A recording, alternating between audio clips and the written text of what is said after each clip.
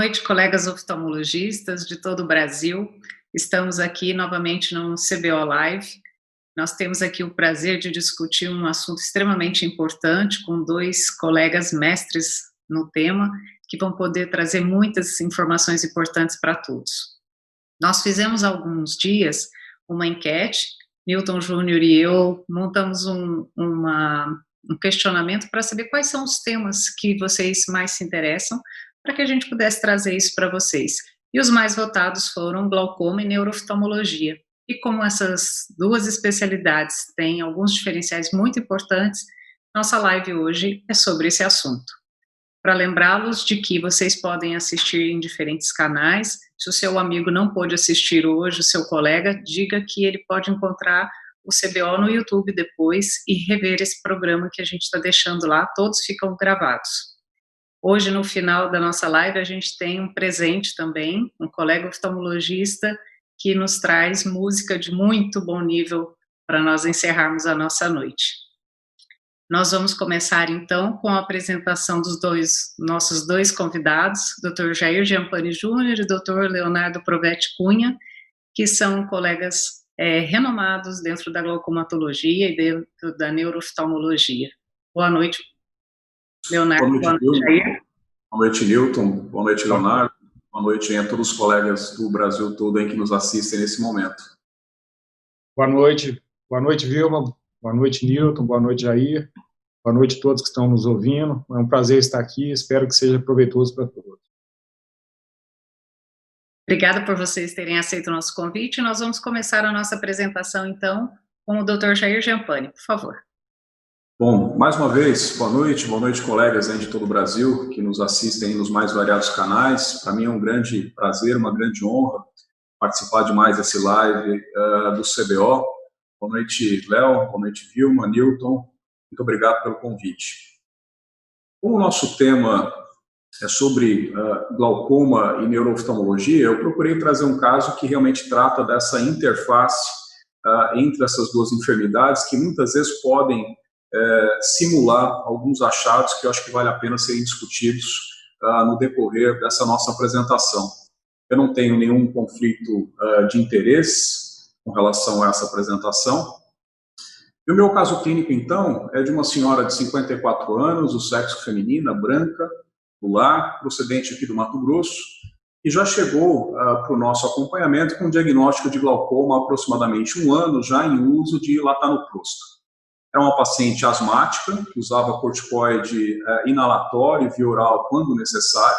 Então, repetindo, uma paciente de 54 anos, sexo feminino, branca, do lar, procedente aqui do Mato Grosso, com diagnóstico de glaucoma há aproximadamente 1 ano, já em uso de latanoprosta. É uma paciente asmática, que usa corticoide inalatório e via oral quando necessário, e ela tem um primo com glaucoma, por sinal um glaucoma grave. Nós inclusive já operamos esse primo dela, um paciente com glaucoma bastante grave, um paciente de olho único.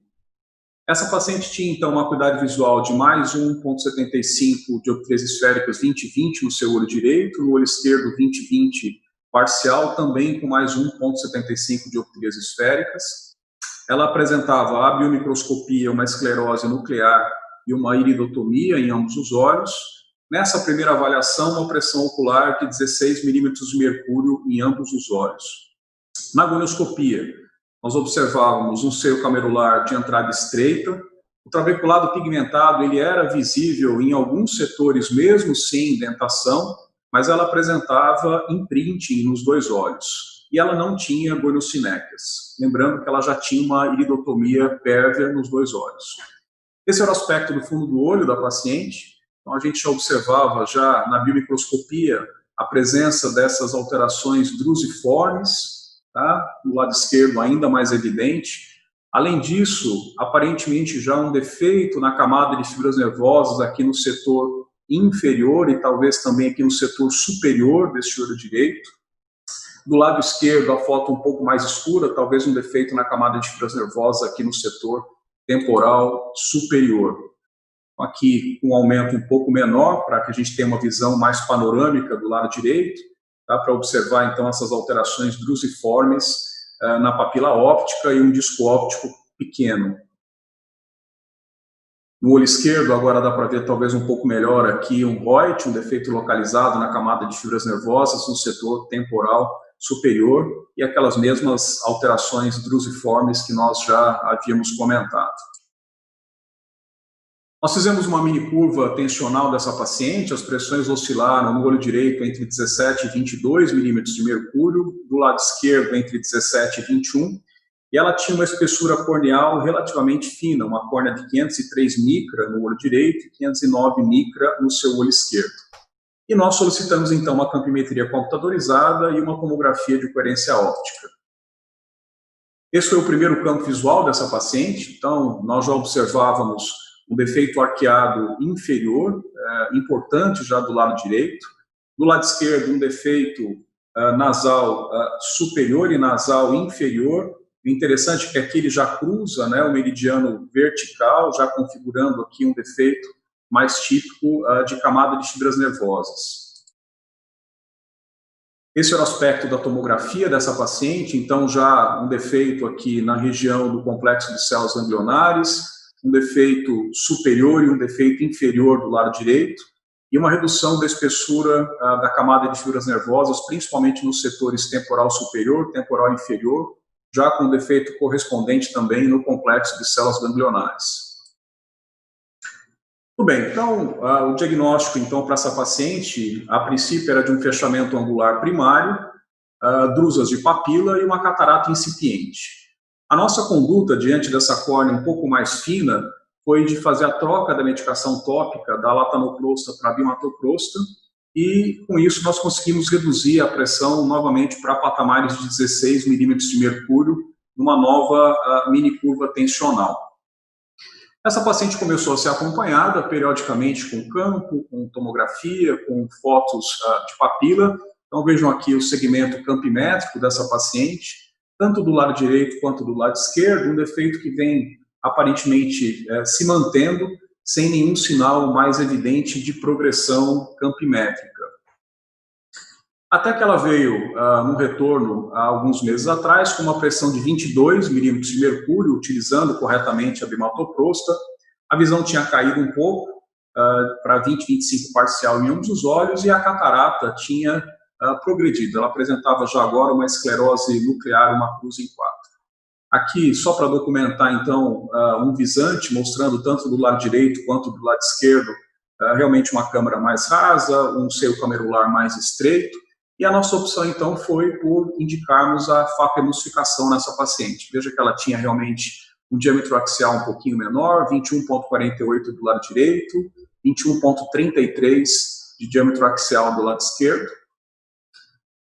Foi indicada e realizada, então, uma facoemulsificação com implante de lente intraocular em ambos os olhos. A faco foi sem nenhuma intercorrência. No pós-operatório, a paciente apresentava já uma acuidade visual de 20/20 no olho direito, com -0,5 dioptria esférica, e um 20/20 parcial do lado esquerdo. Ela ficou até um pouquinho mais míope do que a gente gostaria nesse olho esquerdo, com -1 dioptria esférica. Pressão de 15 milímetros de mercúrio nos dois olhos, agora já sem colírios. Aqui, então, só para mostrar o aspecto do visante, tanto do lado direito quanto do lado esquerdo, quanto realmente a câmara anterior ficou mais ampla, houve, né, uma abertura aqui do seio camerular. Se nós formos lembrar aqui de como era o aspecto anterior, quando ela era fáscica, não há dúvida de que houve realmente uma melhora ainda do padrão do segmento anterior dessa paciente. O campo visual atual dessa paciente, ela mantém, então, do lado direito um defeito arqueado inferior, aparentemente sem nenhum tipo de progressão pelo Glaucoma Progression Analysis, nem no seu olho direito, assim como no lado esquerdo. Se a gente for observar aqui, existe até um slope positivo aqui do lado esquerdo de mais 0,2 decibéis por ano. Então, trouxe esse caso, na verdade, para que a gente pudesse discutir até que ponto realmente existem defeitos de camada de fibras nervosas, defeitos que simulam glaucoma, mesmo sem se tratar propriamente de uma neuropatia óptica glaucomatosa. Vejam aqui o acompanhamento tomográfico dessa paciente, seu olho direito, né, com rate of change de menos 0,39 micra por ano, então também uma tomografia aparentemente estável. Do lado esquerdo, ela vem com um range um pouco mais desfavorável, de menos 0,68 micra por ano. E para a gente depois fomentar um pouco a discussão, eu gostaria de trazer alguns tópicos que seriam o seguinte: primeiro, qual deveria ser então a pressão ocular alvo nesse caso? Segundo tópico, como que a gente deve proceder caso haja uma piora estrutural ou funcional dessa paciente? E, finalmente, se existe alguma abordagem terapêutica para as drusas de papila. Com isso, depois que o Léo fizer a apresentação, a gente vai abrir, então, para a discussão. Então, essas as minhas considerações por enquanto. Muito obrigado, Vilma. Obrigado, Newton, de novo, aí, pelo convite. Agradeço a sua apresentação, Jair, e vou falar para a gente já deve discutir esse caso para a gente já aproveitar que ele está bem quentinho aqui na nossa memória. Então, Léo, por favor, pode fazer suas considerações. Perfeito. Me ouvem bem? Sim, bem. Muito bem, Léo. Então, Jair, seu caso, parabéns pela documentação e condução, seu caso bem interessante. É uma pergunta bastante difícil tentarmos determinar se essa paciente apresentava algum efeito somatório pela pressão intraocular, ou seja, um dano causado pela neuropatia óptica glaucomatosa ou apenas pelas drusas. A gente sabe que as drusas, do ponto de vista de diagnóstico, elas representam um desafio, principalmente quando nós temos as drusas chamadas drusas ocultas. Essas drusas ocultas, elas são muito comuns de serem diagnosticadas em exame de rotina, principalmente em crianças ou na adolescência. Elas costumam ser um desafio diagnóstico porque, muitas vezes, ela remete ao diagnóstico diferencial do papiledema, por exemplo. No seu caso, como à medida que as drusas o tempo vai passando, vai existindo uma perda axonal progressiva e essas drusas vão ficando mais expostas. E elas podem ter essa característica, às vezes, assimétrica, sendo que no olho esquerdo, a perda axonal, ela condizia com a maior exposição das drusas nesse olho. E também isso tinha uma correlação com os defeitos de campo de visão. Então, eu acredito que, no seu caso, tanto a perda estrutural quanto a perda de campo visual, ela teve pouca influência ou pouca participação direta da neuropatia glaucomatosa em si, ou seja, da pressão intraocular. Eu digo isso porque ela foi provavelmente diagnosticada e manejada mesmo anteriormente já com a medicação. Depois disso, você mostrou que ela não teve progressão e acabou tendo um controle pressório. Então, eu acho que é importante frisar que essas alterações são muito comuns em pacientes com drusas. Lembrar também que o mecanismo por que essa perda axonal acontece, ela não é muito bem esclarecida. Mas a gente acredita que essa perda axonal ela tem um misto de efeito vascular e mecânico. A gente sabe que essas drusas, no início, elas costumam ter um conteúdo de muco polissacarídeo e pouco conteúdo cálcico. E à medida que vai passando o tempo, essas drusas vão ficando mais calcificadas. Lembrar também da importância, não só do campo visual e o OCT que você mostrou, o OCT também é importante porque, muitas vezes, além da gente detectar a perda axonal, você consegue ter também uma visualização direta da drusa, quer dizer, indireta da drusa. E aí você tem que ter, principalmente, protocolos de escaneamento, passar o B-scan em cima do nervo óptico, porque muitas delas, principalmente quando elas já são calcificadas, elas vão dar um sinal de sombreamento posterior, ou seja, uma imagem indireta que refere à drusa. Além da propedêutica que você mostrou, outro exame muito importante, que tem uma sensibilidade diagnóstica excelente, é o exame de autofluorescência.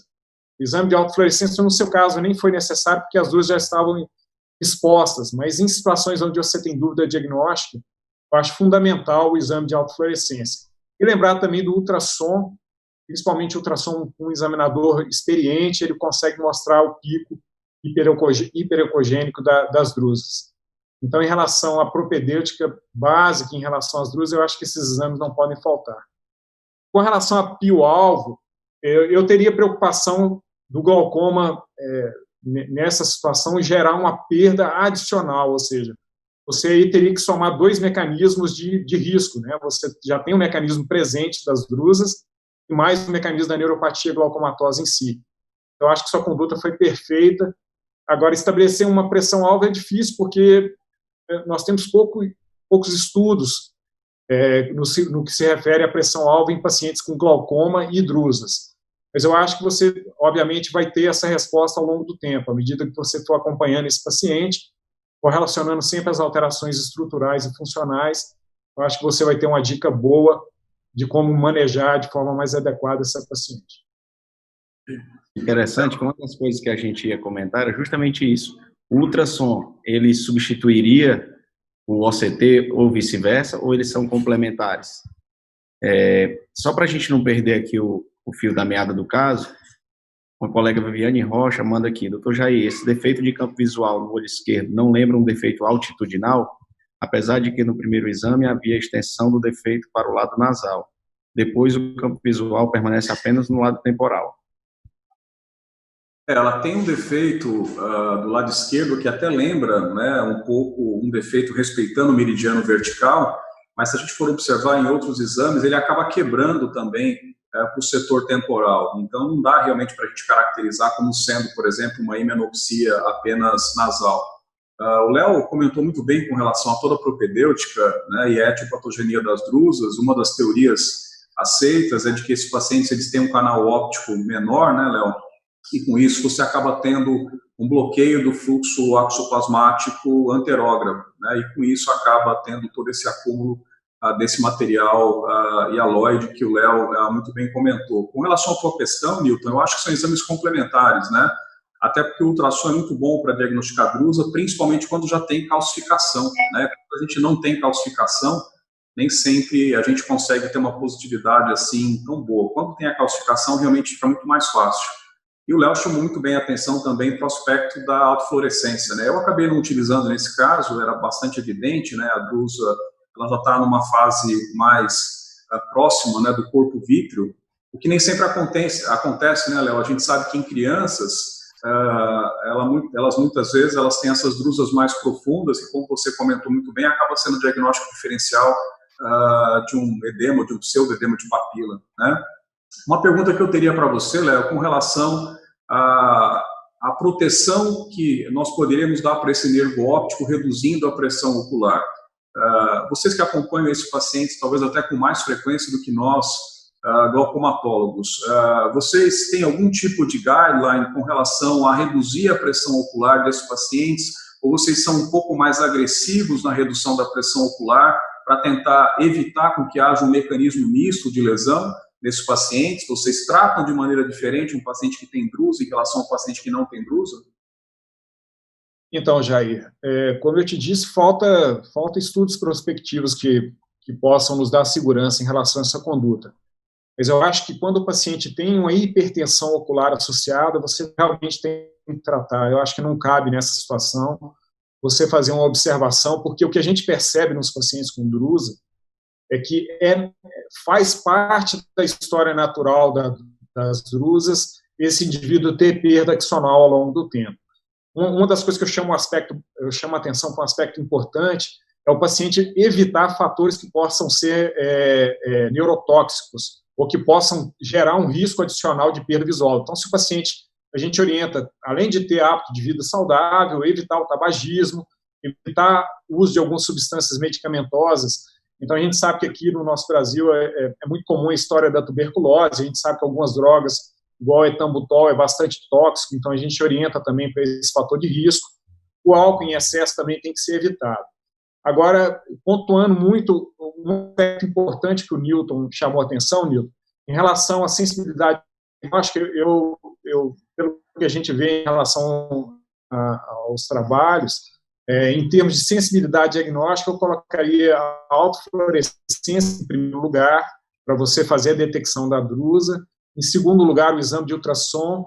E em terceiro, o OCT. Lembrando que o OCT, quando for solicitar, e às vezes muitos dos colegas não têm a oportunidade de ter o OCT no consultório, na clínica que trabalham, quando for pedir um exame, peçam para fazer cortes, V-scans, cortes axiais ao longo do disco óptico, justamente para você ter essa dica de não só documentar a perda axonal ou da região da mácula. Isso a gente vai comentar, acho que é um aspecto importante comentar também em relação à camada de células ganglionares, que ela pode dar uma dica boa, principalmente de onde você tem defeitos, você está em dúvida se a localização dele bate com defeito de campo visual. Então, a avaliação da mácula é importante nesses casos. Mas, então, tendo esse detalhe de quando pedir o exame, pedir para fazer uma análise específica em relação à cabeça do disco óptico, porque isso te ajuda muito na visualização até de drusas que são um pouco mais escondidas, enterradas ali na região da cabeça do nervo óptico. Muito bom. A gente, na verdade, Jair, fica bem sem armas, né? No glaucoma a gente usa uma combinação de pressão intraocular e de relação estrutura e função. E nesse caso, estrutura e função se perdem por conta de um fator confundidor aí, que são as drusas, né? Então a gente remonta aos velhos tempos onde a gente só olhava para a pressão, porque a gente perde um pouco de parâmetro. E aí tem alguns questionamentos aqui, eu vou voltar para o Léo um pouquinho, Léo, porque é interessante esse caso, que é um caso de ângulo fechado, um olho de 21,3, um olho pequenininho, um disco óptico pequenininho, né? Mas aqui tem um colega também fazendo uma pergunta a respeito da presença de drusas associada à neuropatia óptica isquêmica anterior. Ótimo. E se realmente os olhos que têm drusas também têm discos ópticos menores. Então, vale a pena a gente comentar, foi muito oportuna essa pergunta, eu agradeço quem enviou, porque sempre quando a gente faz, principalmente no adolescente, na criança, e a mãe fica muito aliviada, né, com a notícia que aquilo ali não é um papiledema, e que é uma alteração congênita, mas a gente tenta falar com certo tato, certo cuidado para não causar nenhum alarme, mas a drusa ela não é benigna de forma alguma do ponto de vista de dano axonal. Outra coisa importantíssima é a neuropatia óptica isquêmica anterior. Essa neuropatia óptica isquêmica anterior é uma das complicações que frequentemente estão relacionadas à drusa. E muitas das vezes ela é confundida com a neurite óptica porque ela é num contexto de uma perda visual com edema súbita num jovem. Então, muitas das vezes as drusas ela ainda estão, parte delas talvez ocultas, e aí fica com essa impressão do diagnóstico da neurite óptica. E aí faz-se o tratamento da investigação voltado para a neurite óptica, enquanto que é um caso de drusa. Então, essa pergunta é muito importante para lembrar dessa complicação, que vai ser caracterizada por uma perda visual súbita e indolor, e o defeito de campo de visão ajuda muito a diferenciar os padrões de defeito da neurite óptica, que são diferentes. Outro aspecto importante é outro tipo de complicação que pode ter nas drusas, que são a formação de membrana neovascular subretiniana na região peripapilar. Essa também é uma outra situação que é muito subdiagnosticada e às vezes confundida com papiledema, porque pode dar exudação, e a própria neurite óptica, porque muitas vezes, dependendo da localização da membrana neovascular, ela dá esse edema na região peripapilar. Então, essas duas complicações, principalmente a neuropatia óptica isquêmica anterior e a formação de membrana neovascular subretiniana, são dois aspectos muito importantes que a gente não deve lembrar, não deve deixar de esquecer em relação às drusas de disco óptico. Quanto à relação à pergunta do colega, o que a gente normalmente vê são discos ópticos menores, com diâmetros menores, e cai justamente naquele comentário que o Jair chamou a atenção. É como se fosse um aspecto de uma síndrome compartimental. Então, você tem ali vasos, fibras passando, e ainda tem a drusa ocupando espaço num anel escleral menor. Então, é difícil você ver drusa com escavação. Muito bom. Queria só lembrar os mais de 1.000 alcançados aqui que nos assistem, e além dos parabéns, que são muitos aqui, está até difícil de ler as perguntas com tantos parabéns e elogios, podem também mandar perguntas que a gente está recebendo. E para a gente explorar um pouquinho mais esse caso, Jair, voltando um pouquinho aqui para a linha do glaucoma, tenho dois comentários. Um, para a gente trabalhar em cima do qual seria a pio-alvo e qual seria uma frequência de acompanhamento, de repetição desses exames, né? Uma das coisas muito importantes no glaucoma, a gente sabe que é o acompanhamento. Qual a frequência de acompanhamento e de rotina de exames que a gente precisaria para esses casos? Veja, Nilton, com relação à determinação da pressão ocular-alvo dessa paciente, a minha angústia é a mesma angústia, provavelmente, dos colegas que viram o caso. Não se tem, como o próprio Léo chamou a atenção, nenhum tipo de estudo clínico, né, que possa nos guiar nesse sentido. Então, a gente acaba se baseando muito mais na pressão ocular, ao invés de se basear em métodos estruturais e funcionais que já estão comprometidos, no caso dessa paciente.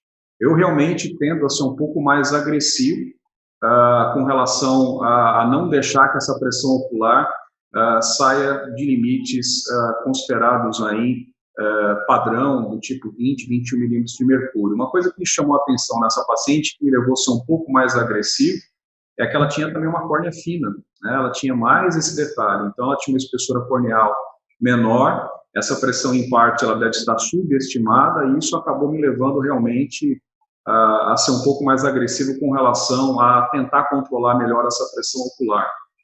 Com relação ao tempo de acompanhamento, Newton, veja, é uma paciente que já tem um defeito de campo visual importante, que felizmente não está progredindo, né? Coisa que a gente sabe que nem sempre é assim. Infelizmente, as drusas, elas podem progredir, elas podem piorar o defeito de campo. É até uma pergunta que eu ia fazer para o Léo.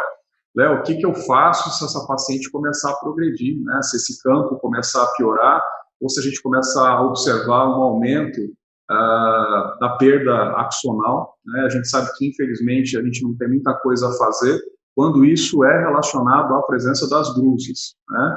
Então, não se tem nenhum tipo de guideline nesse sentido, Newton, de a cada quanto tempo acompanhar. Eu venho acompanhando essa paciente desde que eu fiz a faco e a pressão reduziu para valores em torno de 15, eu venho acompanhando ela semestralmente. A cada 6 meses eu repito a estereofoto, faço a tomografia, faço a campimetria, e assim a gente vem acompanhando e torcendo para que ela realmente não venha a ter progressão. Jair, essa pergunta é a pergunta de $1 milhão, né? Mas eu ficaria bastante preocupado também em evitar alguns fatores que a gente traz, que são reconhecidos em relação à neuropatia óptica isquêmica anterior, forma não arterítica. Então, se essa paciente é hipertensa, ela obviamente tem que manejar bem a hipertensão arterial sistêmica e, principalmente, evitar o que a gente chama da queda da pressão arterial sistêmica noturna, porque é muito comum na neuropatia óptica isquêmica anterior, de forma geral, e nas drusas não é diferente, esses pacientes experimentarem a perda de visão relacionadas à hipotensão noturna. Então, geralmente, a perda de visão é logo quando acorda pela manhã. Então, eu teria essa preocupação adicional. Além do mais, evitar aqueles outros fatores de estresse que eu chamei a atenção. Então, tabagismo, procurar ter um hábito de vida saudável. E é muito questionável se, por exemplo, algumas medicações específicas sobre o formato de colírio, por exemplo, como os agonistas alfa-adrenérgicos, eles poderiam melhorar a circulação da cabeça do nervo óptico. Talvez você possa responder isso até de forma mais apropriada do que eu, mas eu teria essa preocupação adicional que podem potencializar uma perda axonal ou uma perda visual súbita, conforme comentado em relação à neuropatia óptica isquêmica anterior. Jair, ele jogou a bola para você em relação à medicação e em relação às questões todas que os colegas já estão colocando aqui, de uma forma geral, acredito que eles já foram respondendo nesse sentido, quer dizer, as drusas podem progredir, independente do glaucoma, vão trazer alterações de campo visual e ou de OCT, independente do glaucoma, e é por isso que a gente tem essa dificuldade de diagnóstico, se piorar o campo, não necessariamente pelo glaucoma, né? Agora, tanto o Léo colocou esse aspecto, quanto o nosso amigo Rafael Furlaneto também questiona aqui em relação ao uso da brimonidina. A brimonidina, ela vem sendo falado cada vez mais, e de um tempinho para cá eu até começo a ver mais sendo a primeira escolha de tratamento. Então, queria que você comentasse, Jair, sobre o fato de que a brimonidina se mostrou neuroprotetora em ratos quando injetadas no peritônio, e muitos outros estudos experimentais, né? E deve ser considerada, portanto, como um tratamento para prevenir maior lesão de fibras nervosas?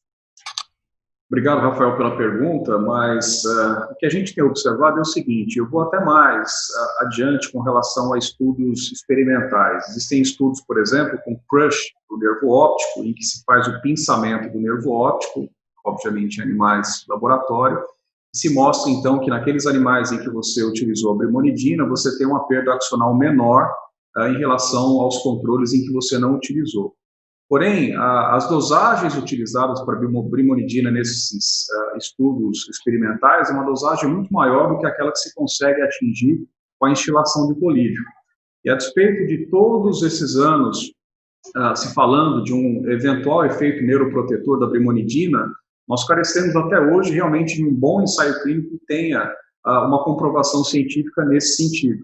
Houve até um trabalho do doutor Gustavo, lá de Colômbia, um ex-assistente nosso, doutor Gustavo Moraes, em que o que ele mostrou, na verdade, foi que eventualmente poderia estar acontecendo nesse estudo, em que basicamente ele observou que pacientes que utilizavam malato-timolol ou brimonidina, a despeito de terem uma mesma pressão ocular, apresentavam uma progressão mais favorável do seu glaucoma no grupo que utilizou brimonidina.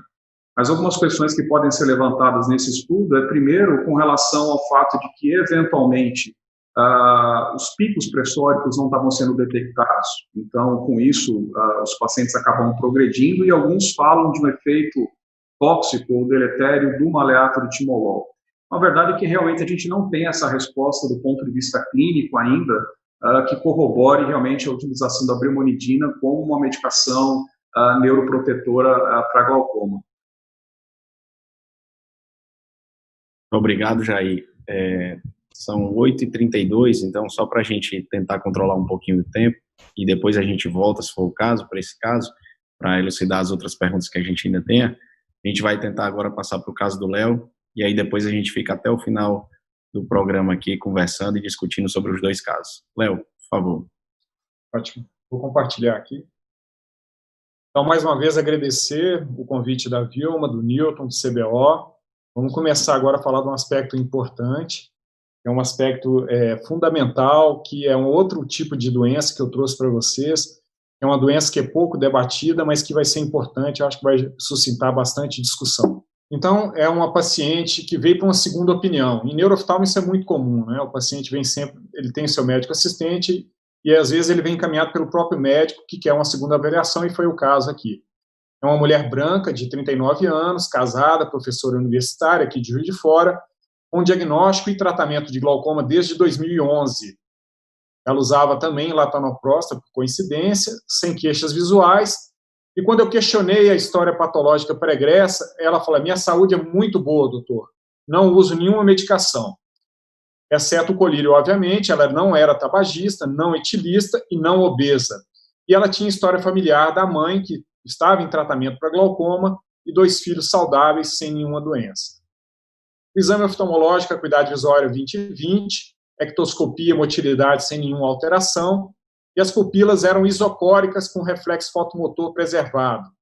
O segmento anterior era fáscica, a córnea e a íris sem alterações, e a câmara anterior ampla, sem sinais de dispersão pigmentar. A pressão intraocular às 14 horas, que foi a primeira medida no consultório, foi 14 milímetros de mercúrio em uso de medicação. A paquimetria é uma paquimetria de 540 e a gonoscopia sem anormalidades, um ângulo aberto, visível até a faixa ciliar. E aqui eu mostro a primeira imagem interessante, que é a imagem da retinografia, e a gente vê que existe essa alteração, que a gente pode comentar depois, mas é um nervo óptico que aparentemente tem um aumento de escavação, e que apresentava esse defeito de campo visual, aqui no olho esquerdo e no olho direito. Veja que o defeito de campo visual no olho direito era no quadrante nasal superior, não respeitava a linha média, mas era um defeito no quadrante superior, e no olho esquerdo, pegando o quadrante temporal, mais concentrado também no quadrante temporal superior. Aqui, fazendo a correlação entre a imagem do campo visual e a retinografia, e aqui mostrando o aspecto do OCT. Aqui no OCT, veja que existia uma perda funcional importante, então ela tinha uma redução das fibras nervosas na região peripapilar, tanto no olho direito quanto no olho esquerdo, e o OCT B-scan da mácula não tinha nenhuma alteração, você vê que a espessura macular total aqui ela estava preservada, e ela tinha uma foto em um OCT de 2017, que eu trouxe para fazer a comparação, tanto da retinografia colorida, aqui na tela no lado esquerdo, e aqui é de janeiro de 2020. Aqui mostrando a comparação do exame de campo visual, também do exame de 2017 para o campo visual atual. Eu coloquei em detalhe aqui os parâmetros que teve pouca variação, então aparentemente sugeria que os exames estavam estáveis. Então, as primeiras perguntas que eu coloco, né, para todos aqui, e são as perguntas que eu me fiz: quais são os aspectos que nos levam a pensar que essa paciente realmente tenha glaucoma? Então, acho que a história familiar é um aspecto importante, ela tinha mãe com glaucoma. A idade, falam talvez um pouco contra, com a faixa etária típica, né? Ela foi diagnosticada com 28 anos de idade. Ela comentou comigo que lembra que na época que ela fez o diagnóstico, a pressão ficava ao redor de 20 milímetros de mercúrio, antes de iniciar os colírios. As alterações do disco óptico, elas também nos ajudam, nos atrapalham no diagnóstico diferencial. E o defeito de campo? Esse é um tipo de defeito que nós estamos acostumados a ver em pacientes com glaucoma. Além disso, as alterações em relação ao CT, elas nos ajudam, nos atrapalham. Então, colocando esses aspectos, eu vou prosseguir no caso para depois a gente abrir para discussão. Quando eu perguntei para essa paciente que ela tinha boa saúde sem doenças prévias, ela relatou que, na verdade, a única coisa que ela não achava importante, mas que eu perguntei em relação ao período do nascimento, se não tinha nenhum problema na época do nascimento. E ela falou, doutor, ninguém nunca me perguntou isso, mas eu nasci com baixo peso, eu nasci com 1.700 gramas, eu tive um problema de membrana hialina, tive que ficar internada no CTI quando era recém-nascida, com 10 dias de vida, eu fiquei até os 10 dias internado, né? Então ela relatou isso. Isso fazia toda a diferença em relação ao caso. Então, se a gente for olhar agora uma avaliação que é super importante em todo paciente que tenha perda de camada de fibras nervosas na região peripapilar, é nós analisarmos como é o aspecto da perda axonal, dessa perda neuronal na região macular. E veja que aqui o complexo de células ganglionares ele está reduzido, mas veja que padrão característico, só no setor da retina temporal que existia redução no olho direito. Esse é um aspecto que eu chamo bastante atenção. No olho esquerdo, vejo que esse padrão de defeito ele ficava concentrado na região da retina nasal. Isso dificilmente pode ser um padrão característico de glaucoma, uma doença que respeita esse meridiano que divide aqui na região da fóvea, né? Aqui colocando de novo o exame de campo visual com o exame de OCT. Então, quando a gente tem esse aspecto desse padrão de lesão, nós somos obrigados a pensar em um tipo de lesão. E provavelmente essa paciente possa estar acontecendo com ela, isso que foi descrito num dos primeiros e mais importantes artigos que falam sobre essa doença. Esse artigo, os autores mostraram por coincidência também esses pacientes tinham defeito hemianópico no setor esquerdo, ou seja, uma hemianopsia esquerda, e apresentavam uma lesão da radiação óptica, principalmente do córtex occipital à direita. É importante lembrar que quando a gente raciocina em perdas visuais relacionadas a perdas que tenham origem ou no trato óptico ou perdas retroquiasmáticas, nós temos que lembrar que a distribuição da hemiretina nasal e temporal ela não se dá pela divisão sobre o nervo óptico, e sim sobre essa divisão na mácula. Então, aqui eu mostrei para vocês que está aqui essa área mais escura no olho direito, é justamente a área que não é cruzada, ou seja, as fibras da hemiretina temporal foram as fibras afetadas nessa paciente. E se a gente for olhar para o olho esquerdo, que são justamente as fibras da hemiretina nasal, que são as fibras que cruzam para o outro lado, ela tem um padrão característico tanto de perda na hemiretina nasal, mas também no nervo óptico, que fica desnudo na região nasal e temporal do disco óptico. Esse padrão é bem característico e descrito como padrão de atrofia em banda do nervo óptico, ou padrão de gravata em borboleta. Então, lembrar que era exatamente isso que a paciente apresentava. Eu estou colocando para vocês a correlação do que a paciente apresentava e a correlação que o OCT nos ajudou bastante a caracterizar esse padrão de defeito. E aqui, indo no exame de imagem, essa paciente tinha uma gliose e uma assimetria justamente do lobo temporal. Se a gente lembra que no lobo temporal, o padrão característico é uma quadrantopsia, que a gente chama quadrantopsia homônima superior.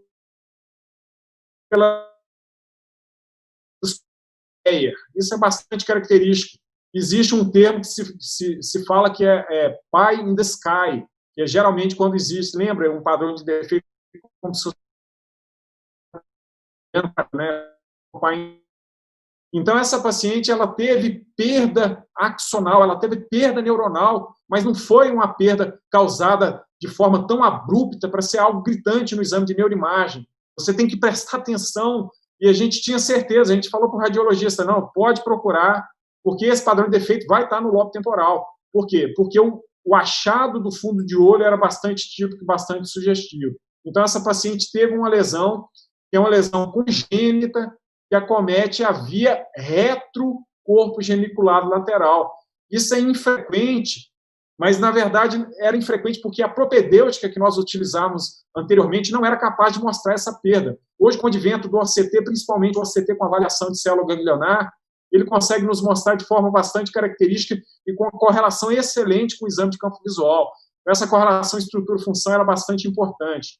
Então, lembrar que todas essas lesões da via óptica anterior, ela já é sabida que vai causar esse tipo de problema. Agora, quando você tem uma lesão adquirida, especialmente uma lesão congênita, uma lesão atrás do corpo geniculado lateral, ou seja, das radiações ópticas, você pode ter lesões, só que mais sutis. Então, o que a nossa paciente apresentava era uma quadrantopsia com uma lesão congênita. Essa lesão independe se é vascular, isquêmica, infecciosa ou por alguma síndrome metabólica, mas a gente acreditava, no meu período de residência, achava que isso não era possível. O paciente, para ter uma alteração do nervo óptico, ele tinha que ser uma lesão do córtex occipital, mas congênita. E a gente tem vários estudos mostrando que isso não é verdade. Se você for analisar, por exemplo, esse é um trabalho que mostra em pacientes com lesão homônima congênita, e aí tudo bem, está dentro do que a gente esperava, mas esse estudo, por exemplo, que foi publicado no Brain, ele mostra que os pacientes que tinham lesões do lobo occipital adquiridas, eles tinham comparado com aqueles que tinham lesão congênita, numa taxa de perda axonal menor, mas eles também tinham perda axonal. Então, mostrando que essa perda axonal ela era real, ela poderia ser documentada e comprovada com a CT. E nesse trabalho mais recente, que é bastante interessante, recomendo a leitura, eles mostram que o OCT, que a gente comentou em relação à avaliação das células ganglionares, elas não são mais sensíveis em mostrar o padrão de defeito, mas como elas têm também uma correlação importante com o defeito de campo visual, melhor do que até a correlação que a gente encontra através da avaliação da camada de fibras nervosas peripapilar. Então, alguns aspectos importantes que esse caso eu acho que serve de lição para todos nós é que essas lesões elas são, sem dúvida nenhuma, comuns no período perinatal, então tem que lembrar de questionar isso na história do paciente, mas que elas também podem acontecer de forma adquirida. Então, a gente tem lesão isquêmica de córtex occipital, se você fizer o OCT de forma seriada, você vai perceber que ao longo do tempo esse defeito vai aparecer. Elas, sem dúvida, quando são adquiridas, elas são mais sutis e que o OCT, sem dúvida nenhuma, é uma ferramenta fundamental na avaliação, não só para o diagnóstico, mas também para a correlação. E que essa condição, sem dúvida nenhuma, é um dos diagnósticos diferenciais importantes em relação ao glaucoma. Muito obrigada, Léo. A sua fala, teve alguns momentos que a sua internet ela oscilou um pouquinho, mas eu acredito que no final a gente conseguiu ouvir bem. Mas se o Jair precisar ou se os colegas quiserem, a gente pode até voltar em alguma projeção para ficar melhor. Parabéns, seu caso extremamente bem documentado e bem apresentado. Os elogios já estão chegando. A última vez que a gente olhou, a gente já tinha mais de 1.000 pessoas alcançadas. E aí ele traz vários aspectos bem importantes que a gente vai mergulhar neles agora. Só para lembrar para vocês que vocês podem continuar mandando as suas perguntas aqui, que eles vão responder. Lembrar que no final dessa live a gente tem um presente hoje, que é uma música de primeira, 2 colegas oftalmologistas, um sucesso, eles são excelentes e trouxeram uma excelente música para a gente poder curtir o final da noite. Agora a gente vai curtir uma bela discussão de um caso muito bom. Jair, por favor. Bom, Léo, primeiro, parabéns, né? O caso, como a Vilma já comentou, muitíssimo bem documentado. Eu chamaria atenção, nesse caso, a gente tem que lembrar que essas crianças que nascem com baixo peso, né, Léo, e com membrana hialina, são crianças que fazem de maneira bastante comum hemorragias intraventriculares, e esses episódios vasculares, eventualmente, em hemorragias ventriculares ou periventriculares, eventualmente poderiam causar esse tipo de biose que essa, hoje adulta, né, apresentou exatamente na radiação óptica. É interessante que a gente sabe que quanto mais posteriores são as lesões retroquiasmáticas, mais elas tendem a ser congruentes no campo visual. No caso dela, como ela pegou uma região da radiação óptica não tão posterior, a gente observa que não tem exatamente um padrão de quadrantopsia tão típico, né? Mas como você mostrou muito bem, ela respeita muito bem o meridiano vertical. Então, nesse caso, o exame de campo visual foi a grande dica, né, para que você pudesse realmente suspeitar de que era algo mais que não simplesmente glaucoma, né? Não é comum, né, que você tenha defeitos temporais no glaucoma. Você até pode ter, numa fase inicial, um aumento da mancha cega, mas você veja que nitidamente nessa paciente ela tinha no olho esquerdo, né, um defeito temporal superior. Então aí acho que já foi talvez uma das grandes dicas para que a gente pudesse pensar em alguma coisa que não glaucoma. E agora, raciocinando do ponto de vista, né, do glaucomatólogo, veja, uma paciente que hoje tem 39 anos, né, Léo, e que tem, a princípio, a suspeita de glaucoma há pelo menos 10 anos, pelo que você comentou, né? Que tipo de glaucoma um adulto jovem com 28, 29 anos de idade teria? Né? Teria que ser um glaucoma pigmentar? Teria que ser um glaucoma secundário, por exemplo, a trauma? Teria que ser um glaucoma secundário do tipo, por exemplo, corticogênico? Ou seria um glaucoma juvenil? Então, vamos pensar, ela não tem história de trauma ocular, ela não tem, pelo que você me relatou, nenhum aspecto de dispersão pigmentar, ela não tem história do uso do corticóide, pelo menos agora. Pensaríamos um glaucoma juvenil? Bom, glaucoma juvenil, caracteristicamente, é um tipo de glaucoma que tem picos pressóricos bastante comuns, né? É um glaucoma que quase sempre responde mal ao tratamento clínico e que muitas vezes precisa de uma intervenção cirúrgica. Então, essa paciente ela tem 10 anos de acompanhamento, utilizando uma única droga, né, e mesmo assim, aparentemente estável do ponto de vista estrutural e do ponto de vista funcional. Então, o nosso raciocínio acaba, claro, né, sendo direcionado muito mais para essa biose que ela apresenta na radiação óptica do que propriamente glaucoma, né? Ela tinha uma espessura de córnea normal, não é isso, Léo? Passou um pouco rápido, eu não consegui ver, mas aparentemente normal a espessura de córnea, né? Então, o meu raciocínio seria mais ou menos nesse sentido. Ok. O meu raciocínio seria realmente nesse sentido, né? A gente tem um aspecto de campo visual que não sugere glaucoma, e, além disso, raciocinar do ponto de vista de história dessa paciente. Que tipo de glaucoma uma paciente teria aos 28 anos de idade? Não é o padrão a gente ter um glaucoma primário de ângulo aberto nessa faixa etária. Mas parabéns pelo seu caso, muitíssimo bem documentado, e realmente eu tenho certeza que o Mário Luiz, não sei se ele está nos assistindo, mas está orgulhoso de você. Agora, Léo, esse caso aí, na verdade, você detectou porque tinha uma assimetria de nervo óptico, pelo menos isso que eu entendi. E aí me faz pensar em quantos casos desse a gente deixa passar porque não investiga, né, uma assimetria dessa. Então, assim, além dessa assimetria, o que é que levaria você no consultório a pensar nisso, caso ela não tivesse essa assimetria que chamou a atenção no exame?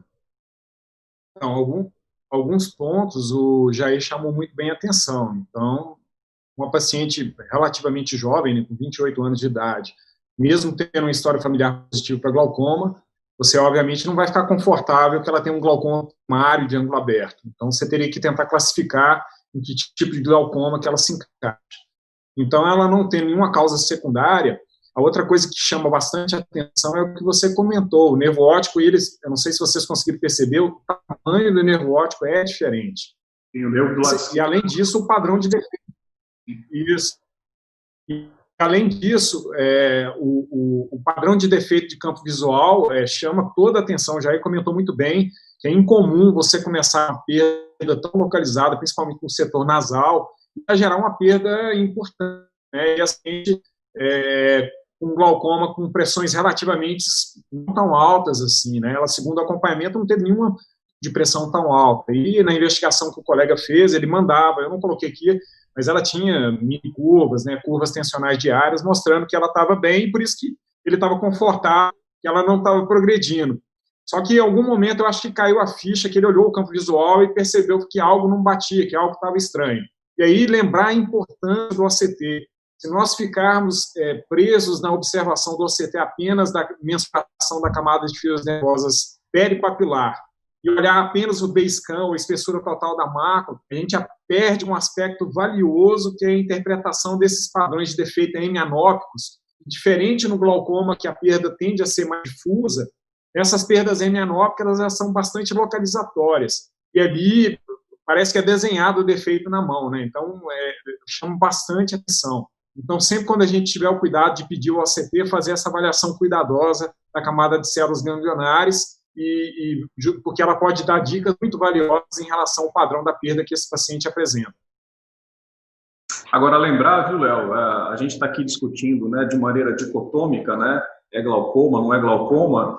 Felizmente, a associação dessas enfermidades é incomum, mas eu tenho, por exemplo, um paciente que tem um macroadenoma hipofisário, então ele tem um defeito correspondente a essa lesão e tem também glaucoma, tá? Então, infelizmente, esses casos também acontecem. Aí, como é que eu comecei a desconfiar disso? Primeiro, o padrão de campo visual dele, quer dizer, ele tinha um defeito bitemporal bastante evidente, só que o defeito dele quebrava o meridiano vertical, quer dizer, vinha também para a região nasal. Aí, quando a gente começou a investigar, a gente verificou que ele tinha também sinais de neuropatia óptica glaucomatose.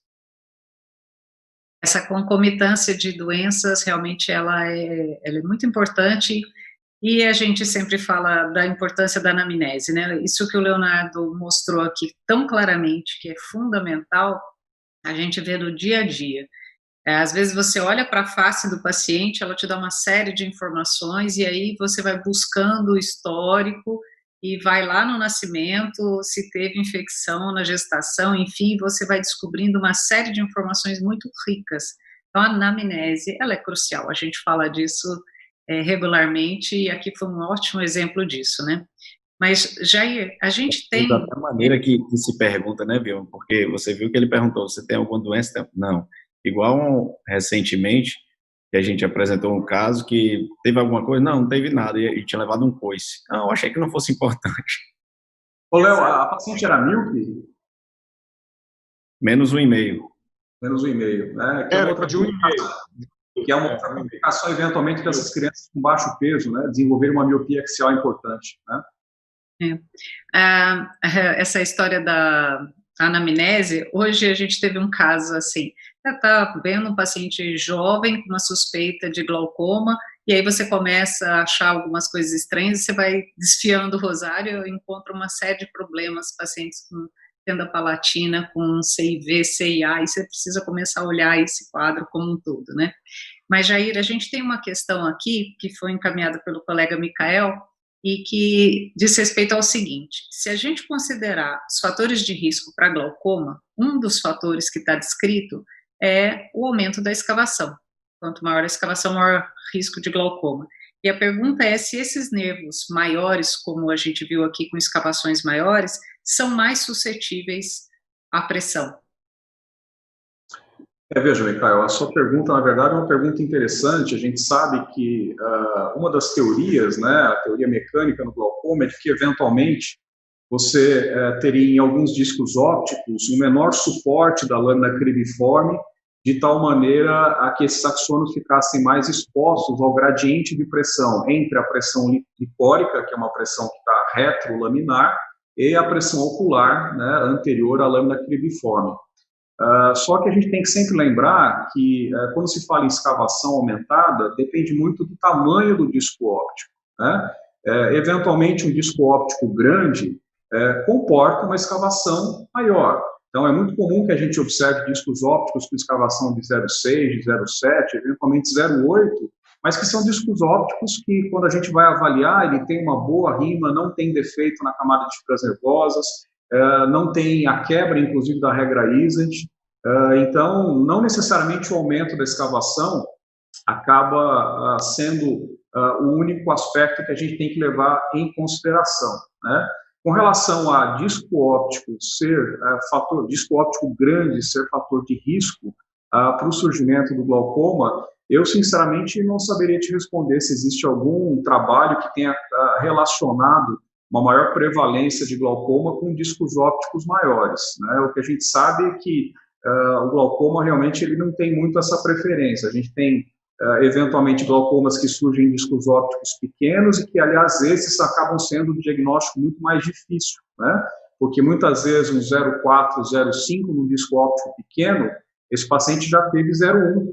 Então, realmente, isso acaba dificultando um pouco o nosso diagnóstico. Então, sempre lembrar da relação entre o tamanho do disco óptico e a quantidade de rima. Sempre que a gente vai avaliar um disco, a gente sempre bate nessa tecla de que você deve avaliar não o quanto o paciente tem de escavação, mas sim o quanto ele tem de rima neural. Muito bom, Jair. E desde já queria agradecer, que está muito boa a discussão. É sempre bom a gente, neuro, muitas vezes a gente não tem essa oportunidade de estar vendo do jeito que a gente está vendo hoje aqui, e o caso foi muito bem documentado, e isso nos leva a lembrar da importância da neurooftalmologia. E pensando nisso, Léo, uma pergunta que nos chega aqui é, em que caso, do Tiago Prata, em que casos a gente pediria um exame de imagem, né, uma toma, uma ressonância para um paciente com esses defeitos? Quais são os casos que a gente pede? Todos os casos a gente pede? Como é que normalmente você conduz? Ótima pergunta. Pelo que eu entendi, ele quer saber quando que o exame de neuroimagem é complementar a avaliação que nós estamos fazendo do nosso paciente, correto? Isso. Então, aí vai depender, lógico, da circunstância, mas toda vez que você tem um defeito de hemicampo, que seja quadrântico ou hemianópico, é mandatório você ter um exame de neuroimagem. Tem outras situações também, que a situação clássica que o Jair comentou de um paciente dele, que são perdas que são caracterizadas por hemianopsia bitemporal, que são sugestivas de lesões do quiasma óptico. É outra situação também que você vai pedir o exame de neuroimagem. Eu acho que o exame de neuroimagem ele tem que ser muito fundamentado na sua suspeição clínica.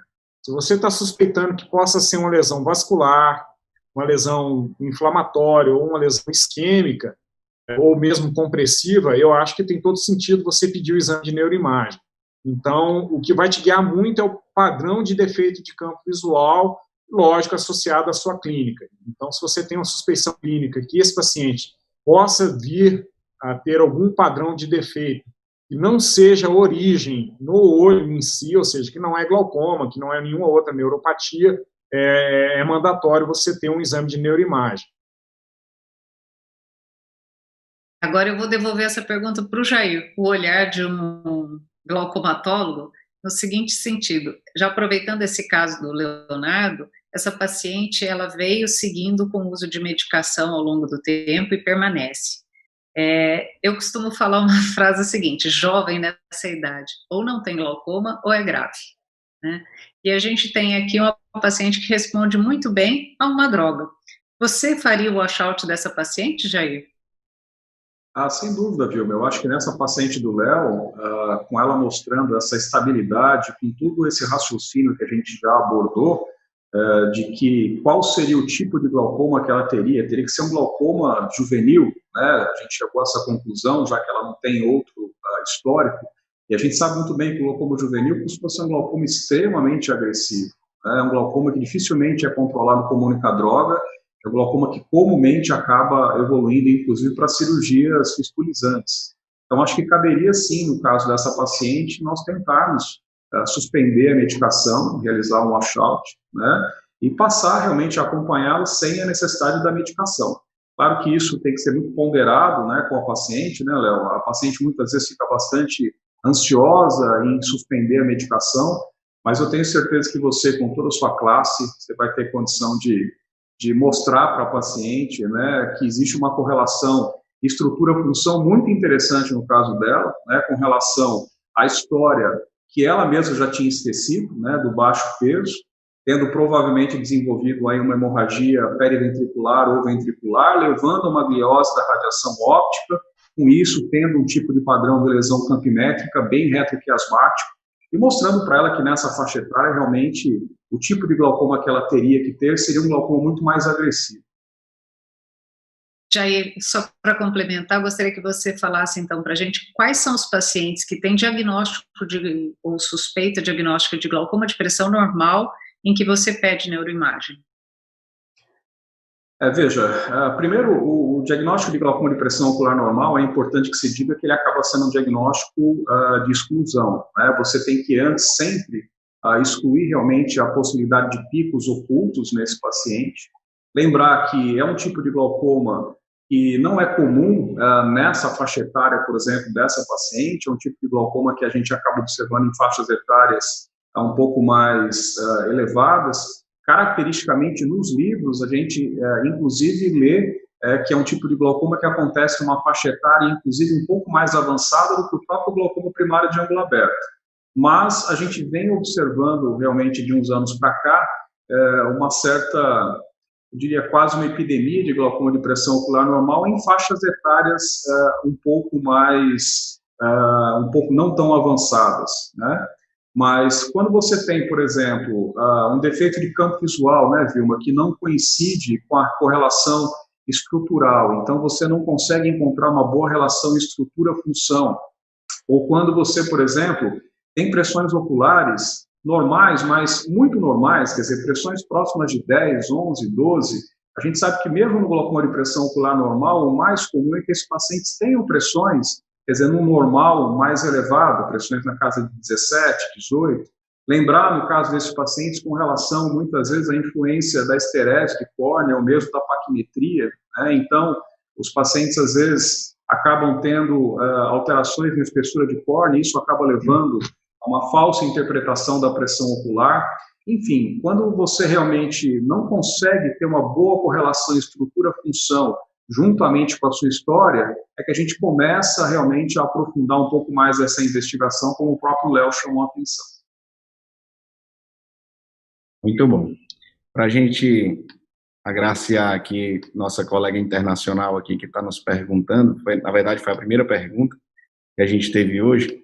Léo, a pergunta é assim, da Laura Carrillo. Existe algum tipo de sinal que permita diferenciar, através do OCT, uma neuropatia por glaucoma de uma neurooftalmológica?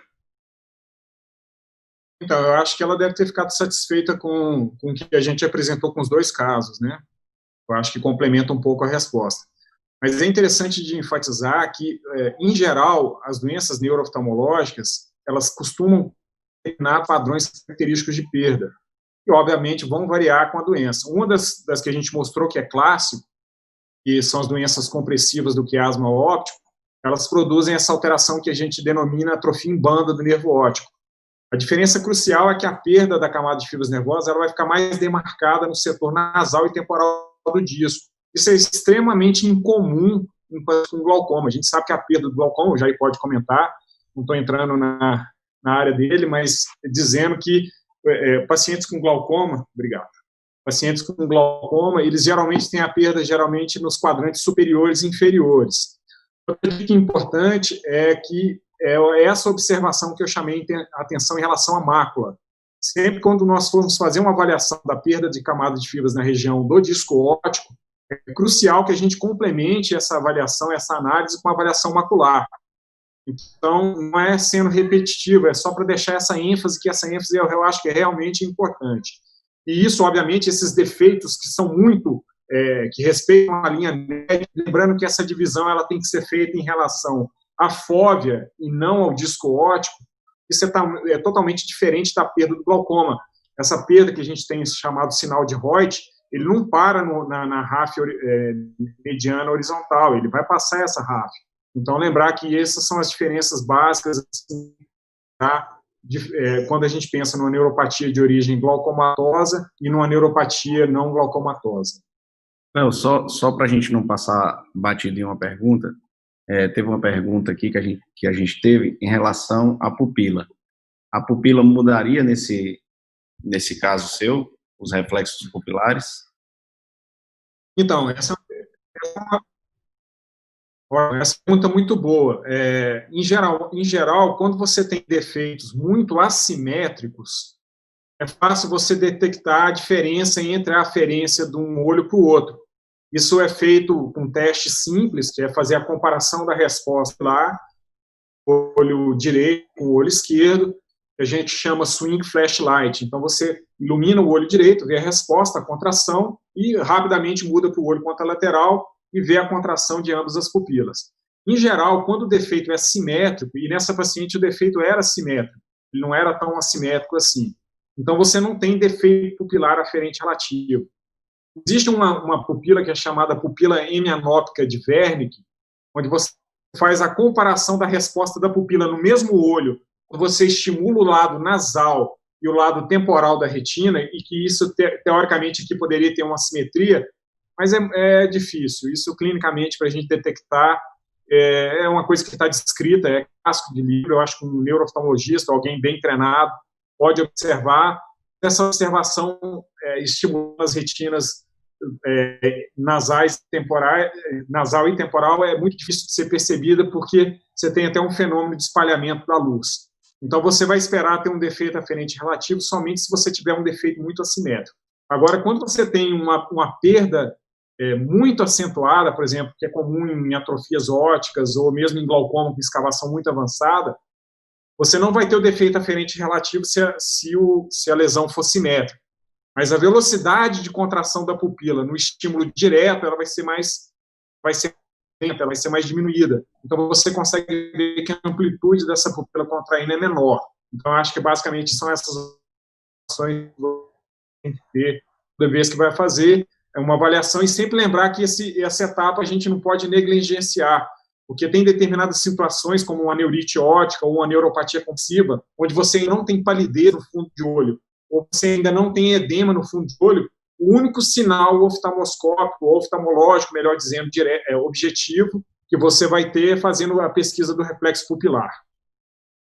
Olha, bem interessante a pergunta, e o Léo respondeu em parte, porque do ponto de vista funcional faz todo sentido essa pergunta que ela fez, né? Porque se a gente for lembrar da via do arco reflexo pupilar, então células fotoreceptoras, bipolares, ganglionários, corpo geniculado lateral, área pré-tectal, núcleo de Edinger-Westphal, gânglio ciliar, órgão efetor, esfíncter da pupila. Se a gente for imaginar que essa paciente tem um problema na aferência, a gente viu, né? Quer dizer, no campo, a gente viu alteração tomográfica, faria realmente todo sentido. Eu achei a pergunta bastante interessante. O problema, como o Léo colocou, é você conseguir detectar isso clinicamente, né, Léo? Teria que ser realmente uma filigrana, realmente, e por ser bilateral, fica mais difícil ainda porque você perde parâmetros de comparação. Muito bem. Nós temos hoje... No caso específico... Pode falar. Assim, desculpa. No caso específico dessa paciente, clinicamente não é detectável. Ela tinha feito campo e o reflexo eu julguei como normal. Okay. Bom, a gente sempre conta aqui com no CBO Live com muitos amigos, né? Que participam e fazem o lado de cá e o lado de lá do evento. Vocês receberam não só agradecimentos, mas muitos parabéns. Nós tivemos hoje mais de 2.000 pessoas alcançadas, mais de 300 pessoas simultâneas, mais de 350 pessoas simultâneas, e a gente sabia que podia contar com vocês por um evento de excelente qualidade como foi esse. A gente espera que os colegas coloquem, podem nos mandar, podem colocar no site, mandar para o CBO, mas participem, digam o que vocês gostariam de ver aqui, que é sempre um prazer trazer assuntos tão relevantes assim. Nossos agradecimentos em nome da diretoria do CBO. Newton e eu agradecemos vocês, Leonardo e Jair, que foi espetacular as apresentações de vocês, muito úteis. E a gente vai ter agora, eu vou precisar me corrigir, porque a gente vai ter uma música de primeiríssima qualidade, mas não com 2, com 3 oftalmologistas juntos. Mauro Leite no piano e no violão, Daniel Munli no violino e o Maurício Catuta no bandolim. Então, são 3 artistas e todos fazem isso com muito prazer. E a gente espera que vocês tenham aprendido e que agora se divirtam um pouco na hora do jantar. Muito boa noite a todos, muito obrigada a todos vocês pela participação. Boa noite.